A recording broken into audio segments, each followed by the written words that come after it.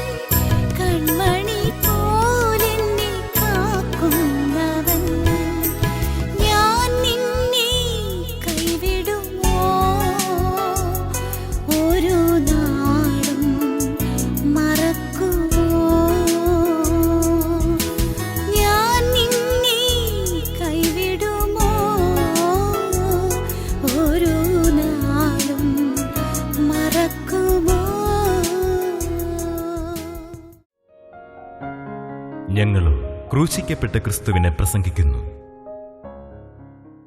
ദൈവത്തിന് സ്തോത്രം. ഫിലിപ്പിയ ലേഖനം 4-ാം അധ്യായം 4-ാം വാക്യം നമുക്ക് വായിച്ച് കേൾക്കാം. കർത്താവിൽ എപ്പോഴും സന്തോഷിപ്പിൻ. കർത്താവിൽ എപ്പോഴും സന്തോഷിപ്പീൻ. സന്തോഷിപ്പിൻ എന്ന് ഞാൻ പിന്നെയും പറയുന്നു. സന്തോഷിപ്പീൻ എന്ന് ഞാൻ പിന്നെയും പറയുന്നു. നിങ്ങളുടെ സൗമ്യത സകല മനുഷ്യരും അറിയട്ടെ. നിങ്ങളുടെ സൗമ്യത സകല മനുഷ്യരും അറിയട്ടെ. കർത്താവ് വരുവാൻ അടുത്തിരിക്കുന്നു. കർത്താവ് വരുവാൻ അടുത്തിരിക്കുന്നു. ഒന്നിനെ കുറിച്ചും വിചാരപ്പെടരുത്. ഒന്നിനെ കുറിച്ചും വിചാരപ്പെടരുത്. എല്ലാറ്റിലും പ്രാർത്ഥനയാലും അപേക്ഷയാലും നിങ്ങളുടെ ആവശ്യങ്ങൾ സ്തോത്രത്തോടുകൂടെ ദൈവത്തോട് അറിയിക്കത്രേ വേണ്ടത്. എല്ലാറ്റിലും പ്രാർത്ഥനയാലും അപേക്ഷയാലും നിങ്ങളുടെ ആവശ്യങ്ങൾ സ്തോത്രത്തോടുകൂടെ ദൈവത്തോട് അറിയിക്കത്രേ വേണ്ടത്. എന്നാൽ സകല ബുദ്ധിയെയും കവിയുന്ന ദൈവസമാധാനം നിങ്ങളുടെ ഹൃദയങ്ങളെയും നിലവുകളെയും ക്രിസ്തുയേശുവിൽ കാക്കും. സ്തോത്രം. നിങ്ങളുടെ ഹൃദയങ്ങളെയും നിലവുകളെയും ക്രിസ്തുയേശുവിൽ കാക്കും. ദൈവസമാധാനം. സന്തോഷിപ്പീൻ, ദൈവസമാധാനം ലഭിക്കും. സ്തോത്രം. ആകുലപ്പെടരുത്. ഒന്നിനെക്കുറിച്ചും വിചാരപ്പെടരുത്. എല്ലാറ്റിലും പ്രാർത്ഥനയാൽ അപേക്ഷയാൽ നിങ്ങളുടെ ആവശ്യങ്ങൾ സ്തോത്രത്തോടുകൂടി ദൈവത്തോട് അറിയിക്കത്രേ വേണ്ടത്. അതും എൻ്റെ ബഹുമാന്യ സഹോദരങ്ങളോട് ഞാൻ പറയാം, നിങ്ങൾ കാര്യം ചെയ്യണം. നിങ്ങളുടെ ആവശ്യങ്ങൾ എന്തു തന്നെയുമാകട്ടെ, രോഗസൗഖ്യമോ കടം മാറുക എന്നുള്ളതോ അതല്ലെങ്കിൽ ഒരുപക്ഷെ വേറെ ഏതെങ്കിലും കാര്യങ്ങൾ എന്തു തന്നെയാകട്ടെ, നിങ്ങളുടെ ആവശ്യങ്ങൾ അത് പ്രത്യേകം എടുത്തുകൊണ്ട് നിങ്ങൾ തനിയെ മാറിയിരിക്കുക.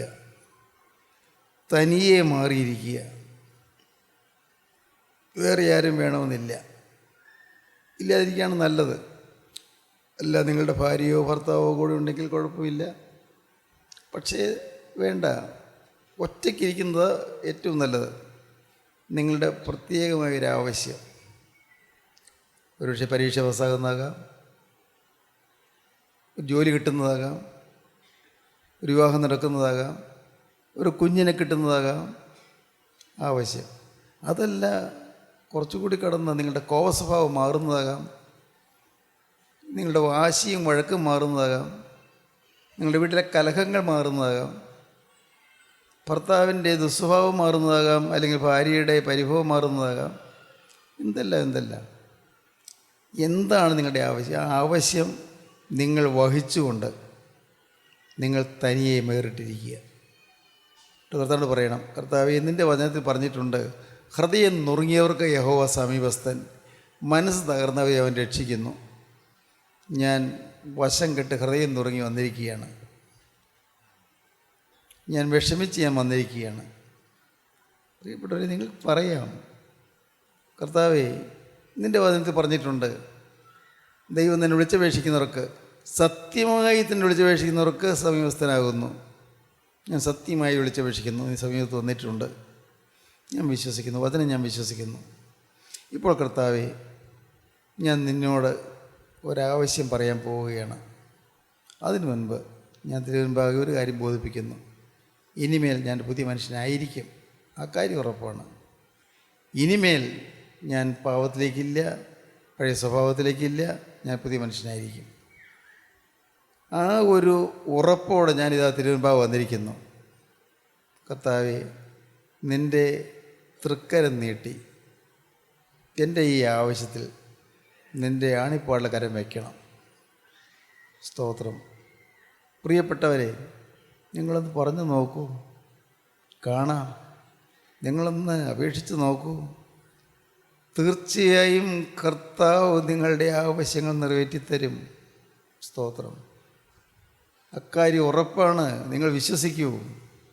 കർത്താവ് നിങ്ങളുടെ ആഗ്രഹം നിറവേറ്റിത്തരും. കർത്താവ് നിങ്ങളുടെ ആവശ്യം കണ്ട് കർത്താവ് അവിടെ പ്രവർത്തിക്കും, അത്ഭുതം പ്രവർത്തിക്കും. നിങ്ങൾ പറയും, സാറേ ഞാനിങ്ങനെയൊക്കെ പ്രാർത്ഥിച്ചിട്ടുണ്ടല്ലോ, സാറ് പറഞ്ഞതനുസരിച്ച് തന്നെ പ്രാർത്ഥിച്ചിട്ടുണ്ടല്ലോ, പക്ഷേ എനിക്ക് സൗഖ്യം കിട്ടിയില്ലല്ലോ, എൻ്റെ രോഗം മാറിയില്ലല്ലോ, എൻ്റെ വ്യാധി മാറുന്നില്ലല്ലോ, ചികിത്സിച്ചിട്ടും മാറുന്നില്ലല്ലോ, ഡോക്ടേഴ്സ് കൈവിടുന്നല്ലോ, എന്തുകൊണ്ടാണ് എനിക്കത് കിട്ടാത്തത്? ദൈവത്തിന് സ്തോത്രം, ദൈവത്തിന് സ്തോത്രം. നിങ്ങൾ വിശ്വാസത്തോടെ പ്രാർത്ഥിച്ച് കർത്താവിനോട് യാചിച്ചിട്ട് പറയണം, കർത്താവേ, ഇതിന് നീ എനിക്ക് മറുപടി തരുന്നില്ലെങ്കിൽ, കർത്താവേ, എനിക്ക് നല്ല ഉറപ്പാണ് നീ എന്നെ സ്നേഹിക്കുന്നുവെന്ന്, എൻ്റെ നന്മയ്ക്കായിട്ടാണ് എന്ന് ഞാൻ വിശ്വസിക്കുന്നു. എൻ്റെ നന്മയ്ക്കായിട്ട് നീ മാറ്റിത്തരുമെന്ന് ഞാൻ വിശ്വസിക്കുന്നു. കാരണം ഞാൻ വിശ്വസിക്കുന്നു, ദൈവത്തെ സ്നേഹിക്കുന്നവർക്ക്, നിർണയപ്രകാരം വിളിക്കപ്പെട്ടവർക്ക് തന്നെ സകലവും നന്മയ്ക്കായി കൂടി വ്യാപരിക്കുന്നു. തിന്മയ്ക്കായി സംഭവിക്കുന്നത് പോലും നന്മയ്ക്കാക്കി മാറ്റിത്തരും ഞാൻ വിശ്വസിക്കുന്നു. രോഗം തിന്മയ്ക്കാണ്, രോഗം വന്നത് നന്മയ്ക്കാക്കി മാറ്റിത്തരും. സ്തോത്രം. പരീക്ഷയിൽ തോറ്റു, തിന്മയ്ക്കാണ്, പക്ഷെ നന്മയ്ക്കാക്കി മാറ്റിത്തരും. സ്തോത്രം. ആവശ്യങ്ങളും പേറിക്കൊണ്ട് നിങ്ങൾ കർത്താവിൻ്റെ സന്നിധിയിലേക്ക് വരൂ. അതാണ് അധ്വാനിക്കുന്നതിനും ഭാരം ചുമക്കുന്നതിനുമായുള്ളവരെ എല്ലാവരും എൻ്റെ അടുത്തേക്ക് വരുവീൻ. അധ്വാനിക്കുക, ഭാരം ചുമക്കുന്നു. നമ്മുടെ ഭാരങ്ങളും ചുമന്നുകൊണ്ട് നമ്മൾ ക്ലേശിച്ചവരാണ്, അധ്വാനിച്ചവരാണ്, യാതനയേറ്റവരാണ്. ഈ ഭാരങ്ങൾ ചുമന്നുകൊണ്ട് കർത്താവിൻ്റെ അരികിലേക്ക് നമുക്ക് ചെല്ലാം, ധൈര്യമായിട്ട് ചെല്ലാം. അവൻ തന്നെ വിളിച്ചപേക്ഷിക്കുന്നവർക്ക് നൽകുവാൻ തക്കവണ്ണം സമ്പന്നനാകുന്നു. നമുക്കുള്ള മഹാപുരോഹിതൻ നമ്മുടെ ബലഹീനതകളിൽ സഹതാപം കാണിപ്പാൻ കഴിയാത്തവനല്ല. പാവമൊഴിയെ സകലത്തിൽ നമുക്ക് തുല്യമായി പരീക്ഷിക്കപ്പെട്ടത്രയും നമുക്കുള്ളത്.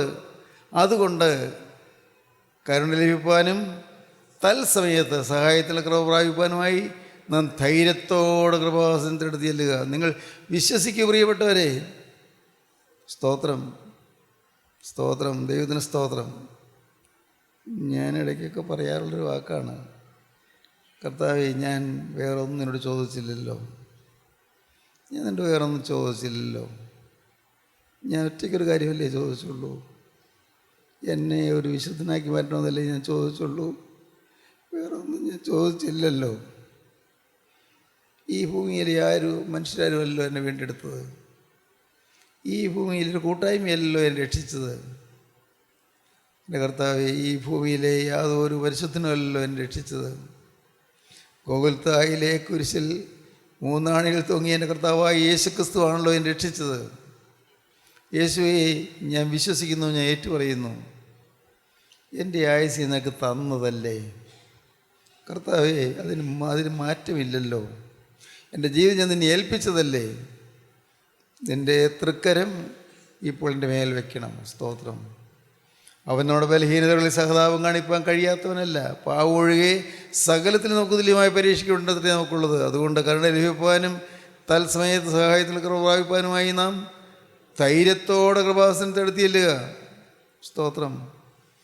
ഇവനത്ര മഹാനെന്ന് നോക്കുവീൻ, പവിത്രൻ, നിർദോഷൻ, നിർമ്മലൻ, പാപിയോട് വേർവിട്ടവൻ, സ്വർഗത്തേക്കാൾ ഉന്നതനായി തീർന്നവൻ. ഇങ്ങനെയുള്ള ഒരു മഹാപുരുഷനല്ലോ നമുക്ക് വേണ്ടിയത്. സ്തോത്രം. നിത്യമഹാപുരോഹിതനായ ക്രിസ്തു നമുക്ക് വേണ്ടി പക്ഷപാതം കഴിച്ചുകൊണ്ടിരിക്കുന്നു. ഞാൻ ഇബ്രായ ലേഖനത്തിൽ ചില വാക്യങ്ങളായി പറഞ്ഞത്. നിത്യമഹാപുരോഹിതനായ കർത്താവായ യേശു ക്രിസ്തു നമുക്ക് വേണ്ടി പക്ഷപാതം കഴിച്ചുകൊണ്ടിരിക്കുന്നു. എന്നെ യേശു അറിയുന്നു. പ്രിയപ്പെട്ടവരെ, നിങ്ങൾ ഓരോരുത്തരെയും യേശു അറിയുന്നു. നിങ്ങളത് വിശ്വസിക്കൂ. യേശു നിങ്ങളെ സ്നേഹിക്കുന്നു, വിശ്വസിക്കൂ. യേശു നിങ്ങളെ ആളാമ്പ്രതി അറിയുന്നു, നിങ്ങൾ വിശ്വസിക്കൂ. നിങ്ങളുടെ ഭാരങ്ങൾ യേശു കാണുന്നു, നിങ്ങളുടെ വേദനകൾ യേശു അറിയുന്നു. നിങ്ങളുടെ തലമുടി നാര് പോലും എണ്ണിയിരിക്കുന്നു. ഒരെണ്ണം താഴെ കൊഴിഞ്ഞു വീണാൽ നിങ്ങളറിയില്ല, പക്ഷേ യേശു അറിയും. ദൈവത്തിന് സ്തോത്രം. പട്ടുകാരൻ പാടിയല്ലോ, എൻ തലയിലെ മുടി, എൻ തലയിലെ മൂടികളുമെല്ലാം നിർമ്മയമവൻ നീ അറിയുന്നു. എൻ തലയിലെ മൂടികളുമെല്ലാം നിർമ്മയമവൻ നീ അറിയുന്നു. ഒന്നതിൽ നീലത്തു വീണിടണമെങ്കിൽ ഉന്നതനാരിഞ്ഞേ സാധ്യമായിടൂ. ഒന്നതിൽ നീലത്തു വീണിടണമെങ്കിൽ ഉന്നതനാരിഞ്ഞേ സാധ്യമായിടൂ.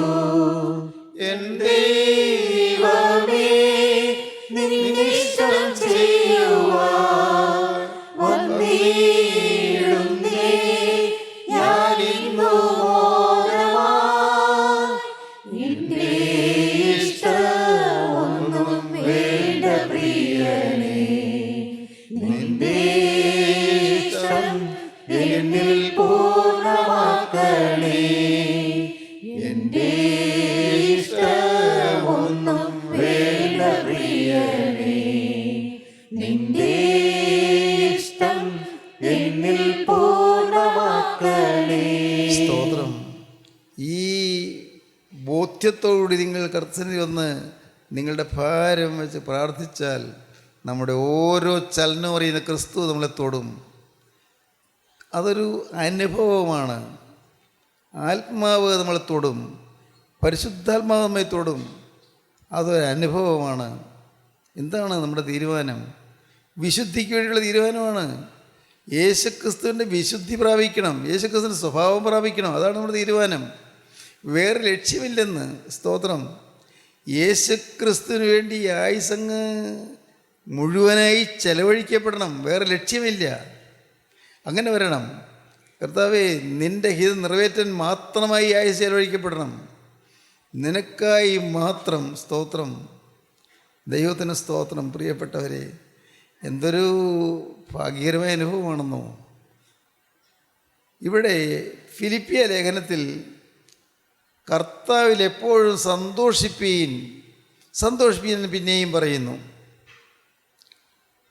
അവർക്ക് ഒരുപാട് പ്രശ്നങ്ങളുണ്ടായിരുന്നു ഫിലിപ്പിയിലുള്ള ദൈവമക്കൾക്ക്. അപ്പോസ്തലനായ പൗലോസ് ഫിലിപ്പിയിൽ ചെന്ന് സുവിശേഷം അറിയിച്ച് ഒരു നല്ല സഭ അവിടെ ഉണ്ടായി. ഫിലിപ്പിയ സഭ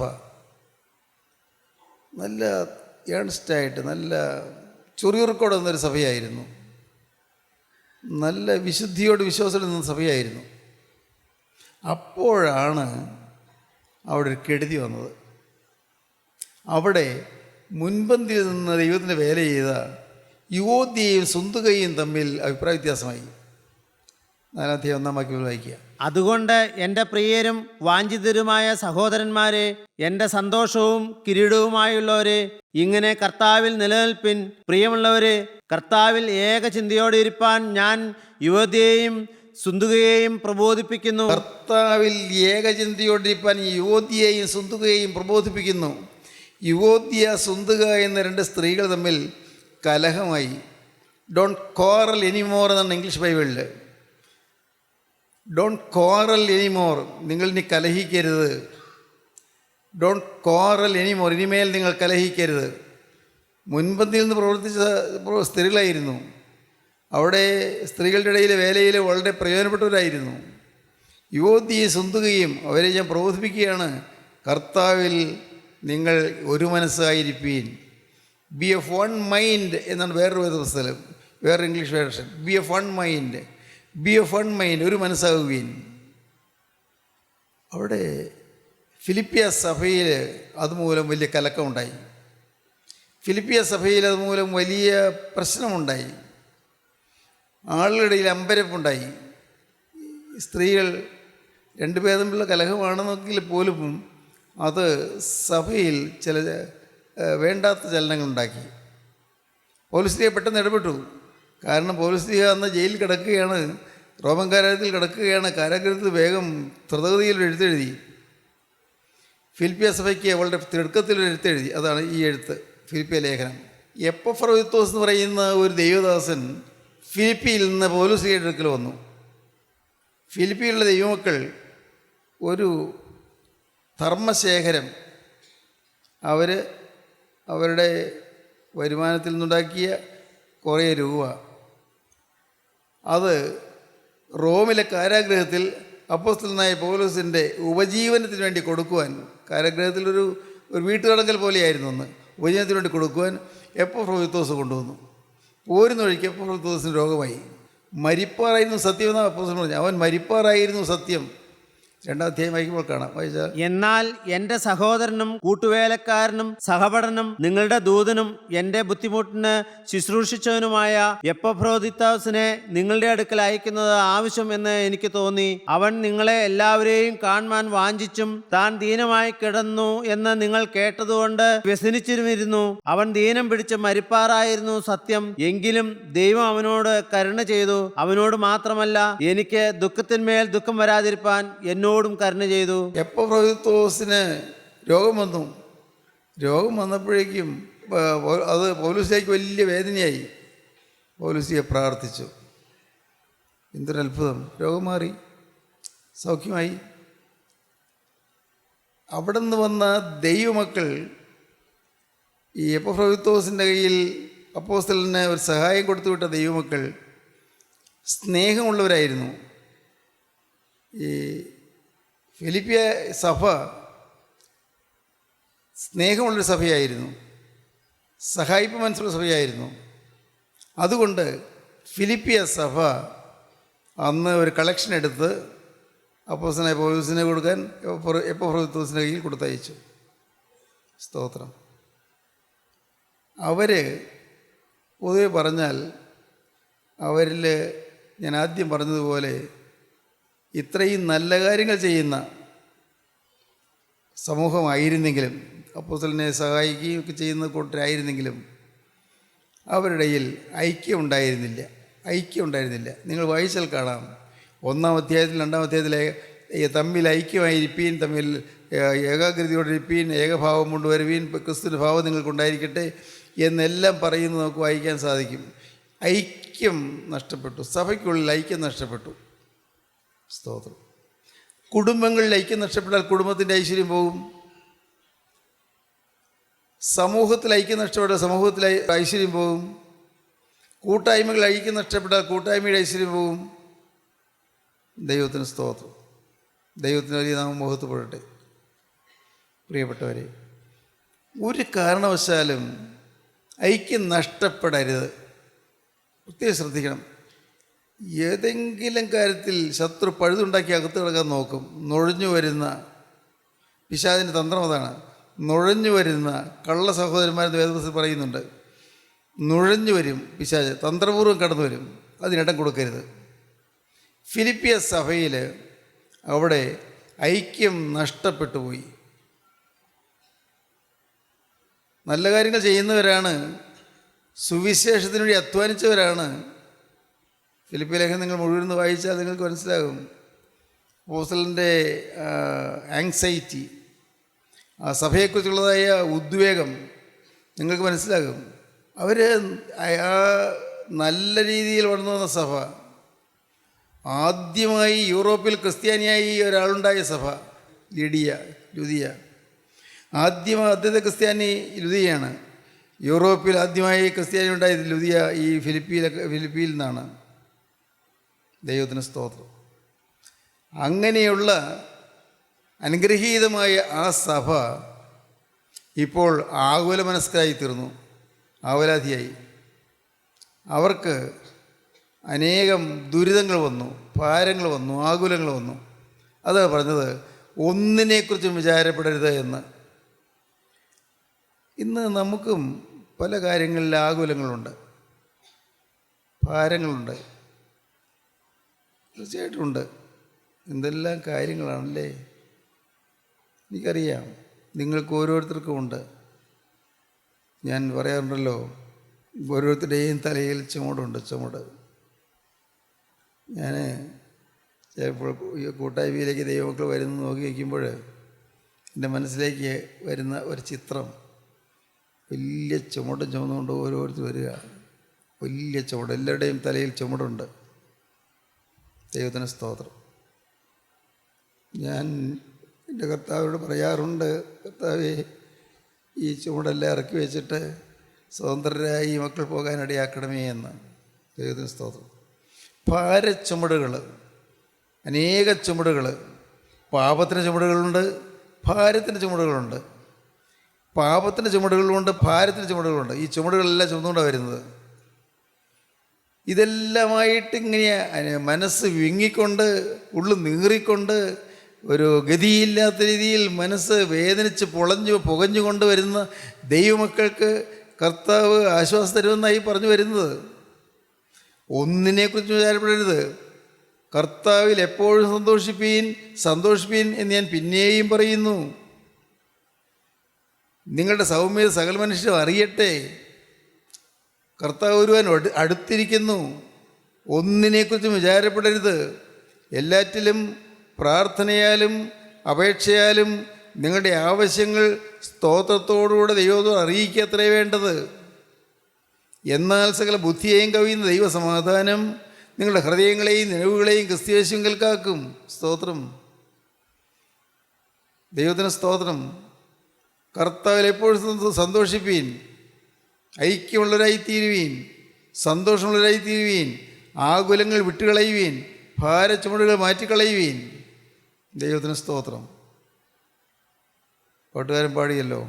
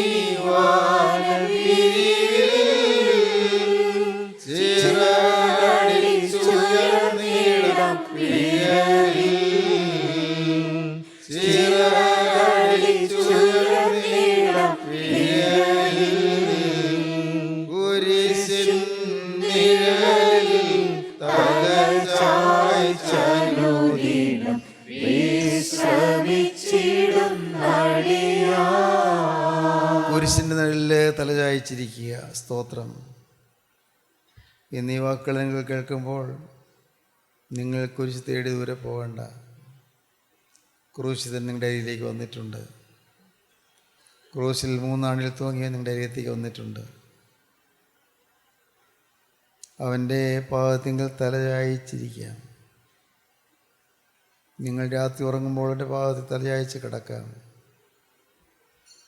നിങ്ങൾ ഉറങ്ങാൻ കിടക്കുമ്പോൾ അവൻ്റെ ആ തിരുമുഖത്തേക്ക് നോക്കിക്കൊണ്ട് അവനെ സ്തുതിച്ചുകൊണ്ട് കിടക്കാം. നിങ്ങൾ ഉണർന്ന് എഴുന്നേൽക്കുമ്പോൾ യേശുവേ നിനക്ക് സ്തുതി എന്ന് പറഞ്ഞുകൊണ്ട് എഴുന്നേൽക്കാം.